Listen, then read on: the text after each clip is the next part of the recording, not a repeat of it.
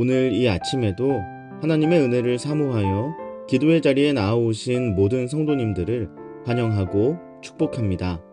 이 아침 우리에게 주신 하나님의 말씀은 구약성경 욥기 4장 1절에서 21절까지 말씀입니다.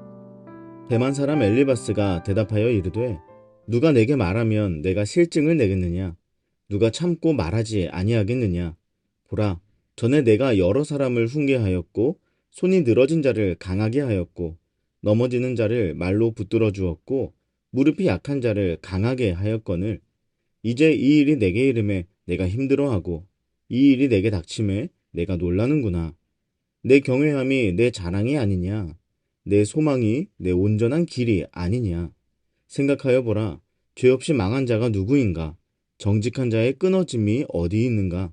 내가 보건대 악을 밭갈고 독을 뿌리는 자는 그대로 거두나니 다 하나님의 입기운에 멸망하고 그의 콧김에 사라지느니라. 사자의 우는 소리와 젊은 사자의 소리가 그치고 어린 사자의 이가 부러지며 사자는 사냥한 것이 없어 죽어가고 암사자의 새끼는 흩어지느니라.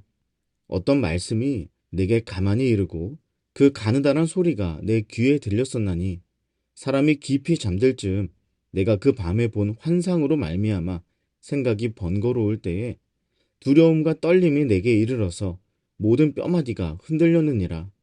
그때의 영이 내 앞으로 지나매 내 몸의 털이 쭈뼛하였느니라.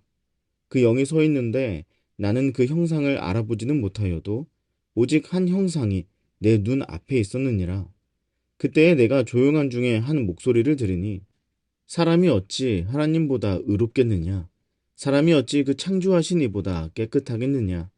하나님은 그의 종이라도 그대로 믿지 아니하시며 그의 천사라도 미련하다 하시나니 하물며 흙집에 살며 티끌로 털을 삼고 하루살이 앞에서라도 무너질 자이겠느냐? 아침과 저녁 사이에 부스러져 가루가 되며 영원히 사라지되 기억하는 자가 없으리라. 장막줄이 그들에게서 뽑히지 아니하겠느냐? 그들은 지혜가 없이 죽느니라. 아멘. 옛날 학창 시절에 수학 시간마다 선생님께 들었던 이야기가 있습니다. 그것은 정답을 맞추는 것만큼이나 풀이 과정이 중요하다는 말이었습니다. 그렇지만 저는 당시 그 말에 쉽게 공감이 되지는 않았던 것 같습니다. 굳이 수학적으로 정확한 과정들을 거치지 않더라도 숫자 사이에 어떠한 법칙들만 발견하면 쉽게 답이 나오는 경우도 꽤나 많았기 때문입니다. 그래서 비슷한 문제들은 쉽게 더 빠르게 답을 맞출 수 있으니까 그랬던 것 같아요. 그러나 나중에 가서 저는 그 선생님의 말이 어떤 의미인지 이해할 수가 있었는데요.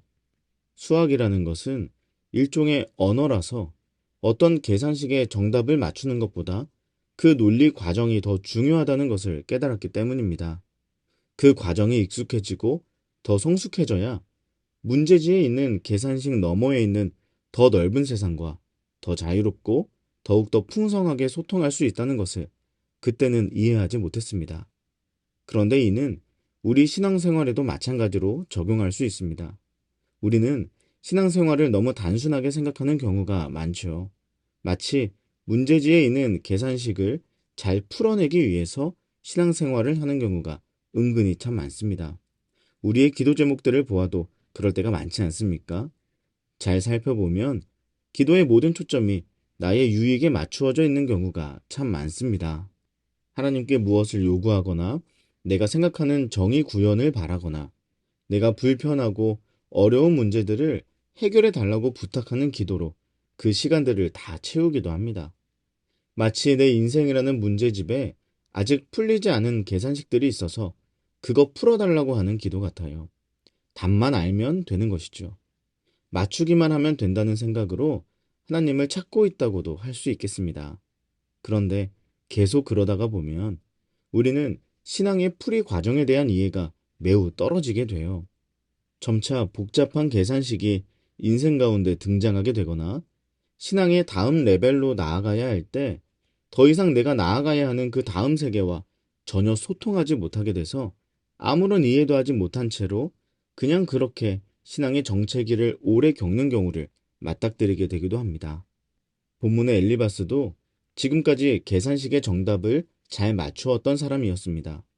그는 지금까지 항상 풀이 과정을 조금 생략한 채로 많은 문제들을 풀어왔던 것 같아요. 그러다 보니까 그가 하나님과 소통하는 방식은 매우 천편일률적이었습니다. 그가 하나님과의 관계에서 소통해왔던 방식은 매우 단순했는데요. 그것은 바로 인과응보의 법칙이었습니다. 원인이 있으니까 결과가 있다는 것이죠. 물론 하나님께서는 유한한 이 세상에 보편타당하게 적용될 수 있는 질서를 만들어 주셨습니다. 만일 그렇지 않았다면 레시피라는 것도 존재할 수가 없었을 거예요. 닭으로 요리를 했더니 어쩔 때는 치킨이 되고 어쩔 때는 백숙이 된다면, 물론 둘 다 맛있겠지만 얼마나 당황스럽고 이 세상이 유지되기가 어렵겠습니까? 바다가 어디까지 밀려오고 나가야 하는지 그 경계선을 정하신 분도 하나님이고, 수많은 천체들이 어떻게 움직여야 하는지 그것을 정하신 분도 하나님이십니다. 지구의 중력이 거의 일정하게 작용해서 내가 어느 정도의 힘을 주었을 때 어느 정도의 속력으로 나아가게 될지 정하신 분도 하나님이시죠. 만약에 하나님의 질서가 적용되지 않는 세상이라면 우리는 도저히 살아갈 수가 없을 것입니다. 그야말로 혼돈의 세상이겠죠. 그러니 대부분의 신앙생활에서 엘리바스가 생각하는 이 방식은 꽤나 많은 문제들을 맞출 수 있었을 것입니다. 그래서 그는 7절에서 이렇게 말합니다. 죄 없이 망한 자가 누구인가? 정직한 자의 끊어짐이 어디 있는가? 의로운 자는 고난으로 인해 망하지 않을 것이며 악한 사람이 고난 가운데 망하게 될 것이라는 말입니다. 그러니까 엘리바스는 욥이 만약 정말 의롭다면, 하나님 앞에 죄를 짓지 않았다면 망하게 될 고난이 찾아왔겠느냐 하는 것이죠. 그러니까 잘 생각해 보라는 말입니다. 그리고 회개할 것이 있으면 회개하라는 것이에요. 그리고 이어서 17절에서 이렇게 말합니다. 사람이 어찌 하나님보다 의롭겠느냐? 사람이 어찌 그 창조하신 이보다 깨끗하겠느냐? 여기서 번역을 하다 보니까 하나님과 사람을 비교하여 하나님보다 사람이 의롭지 않다고 쓰여 있지만, 사실 원어인 히브리어 민이라는 단어의 또 다른 용례인 무엇 앞에서라고 번역하는 것이 더 정확한 의미라고 할 수 있겠습니다. 엘리바스가 이렇게 말하고 있는 겁니다. 사람이 어찌 하나님 앞에서 의롭겠느냐라고 말이죠. 이렇게 보면 엘리바스의 논지는 명확합니다. 욥이 하나님께 회개할 것이 있을 테니까 회개하라는 겁니다. 이것이 엘리바스가 욥의 고난의 문제를 푼 방식이었습니다. 그런데 지금까지 욥기를 읽어온 우리들은 이미 알고 있지 않습니까? 욥은 인과응보의 법칙으로 인해 고통받고 있는 것이 아닙니다. 욥기 1장 8절을 보시면 그는 하나님 보시기에 온전하고 정직하여 하나님을 경외했을 뿐 아니라 그로 인해 악에서 떠난 자라고 하나님께서 인정하고 계십니다. 세상에 이와 같은 자가 없을 정도로 악에서 떠난 자라고 하나님이 인정하시는데 어찌 엘리바스의 말이 욥을 구원할 수가 있겠습니까? 사랑하는 여러분, 풀이 과정을 생략한 신앙생활이 이렇게 무서운 것입니다. 이래저래 말은 잘하지만 정작 고통 가운데 있는 친구에게 아무 도움도 되지 못하는 신앙이 되어버리기 때문입니다. 우리는 신앙생활을 하며 어떤 명확한 답을 찾아내려는 노력보다 풀이 과정을 깊이 있게 써내려가는 것이 필요합니다. 그래야 내 인생의 문제지에 쓰여 있는 이 계산식이 나에게 어떤 의미인지 알 수 있고, 하나님께서 지금 이 문제를 통해 나에게 의도하시는 바가 무엇인지 깨달을 수 있기 때문입니다. 자녀 양육이라는 문제가 내 삶에 찾아왔다면 우리는 두 가지 방식으로 문제를 풀 수 있을 겁니다.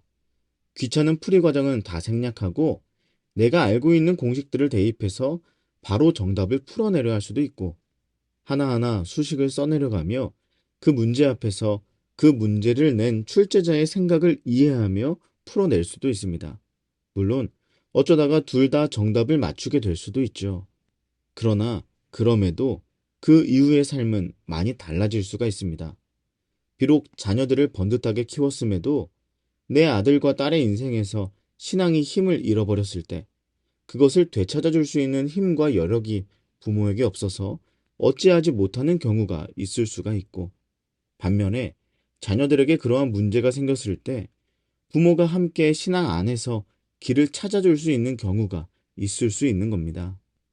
아무리 회사에서 고속 승진을 했어도 그동안 답만 맞춰왔다면 그 위치, 그 새로운 자리에서 하나님의 뜻에 걸맞게 감당하는 방법을 잃어버리게 될 수도 있고, 그 문제들 앞에서 풀이 과정을 통해 그동안 하나님과의 시간들을 쌓아왔다면 새롭게 마주한 그 자리에서 더욱더 건강하게 그리스도인의 모습으로 잘 감당해낼 수 있을 것입니다. 사랑하는 여러분, 오늘 여러분의 인생이라는 문제지에 어떠한 계산식을 마주하고 계십니까? 이제부터 그 문제를 다룰 때 풀이 과정을 소홀히 하지 않을 수 있기를 소망합니다. 시간이 조금 더 걸릴 수 있고 조금은 귀찮을 때도 있겠지만 하나하나 수식을 써 내려가 보십시오. 기도의 수식으로, 말씀 묵상의 수식으로, 예배의 수식으로 그 풀이 과정을 써 내려가다 보면 우리는 정답에 도달할 수 있을 뿐만 아니라 그 문제의 의도, 그리고 그 문제를 허락하신 하나님의 마음을 알게 될 수 있을 것입니다. 오늘 이 아침 섣불리 답만을 추구했던 엘리바스의 그림자에서 나와서 신앙의 풀이 과정을 통해 하나님의 깊은 마음까지 나아갈 수 있는 저와 여러분 되시기를 주님의 이름으로 간절히 축복합니다. 함께 기도하겠습니다. 내 인생의 문제 앞에서 신앙의 풀이 과정을 소홀히 여기지 않게 하소서.